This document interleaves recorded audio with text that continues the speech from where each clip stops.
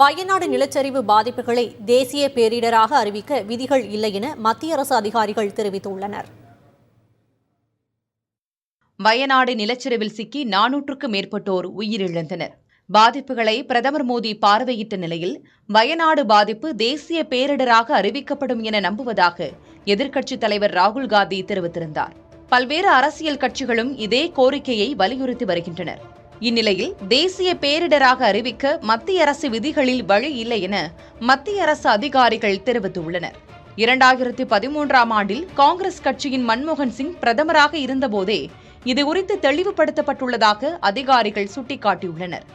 இது தொடர்பான கேள்விக்கு அப்போது அமைச்சராக இருந்த முல்லப்பள்ளி ராமச்சந்திரன் அளித்திருந்த பதில்களை அவர்கள் சுட்டிக்காட்டினர்.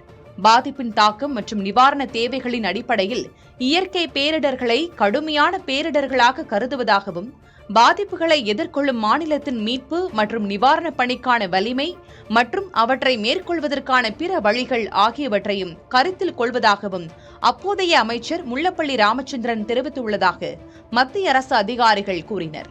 பாதிப்புகள் கடுமையானதாக இருந்தால் தேசிய பேரிடர் நிவாரண நிதியிலிருந்து கூடுதலாக நிதி ஒதுக்கீடு செய்யலாம் எனவும் அப்போதைய மன்மோகன் சிங் அரசு குறிப்பிட்டுள்ளதாகவும் அதிகாரிகள் கூறியுள்ளனர். இதனிடையே முந்தைய அரசின் நிலைப்பாட்டை மாற்றி பிரதமர் மோடி அரசு விதிகளை திருத்த நடவடிக்கை எடுக்கலாம் எனவும் எதிர்க்கட்சிகள் அதற்கு ஆதரவு அளிக்கும் எனவும் தமிழகத்தைச் சேர்ந்த எம்பிக்கள் நம்பிக்கை தெரிவித்துள்ளனர்.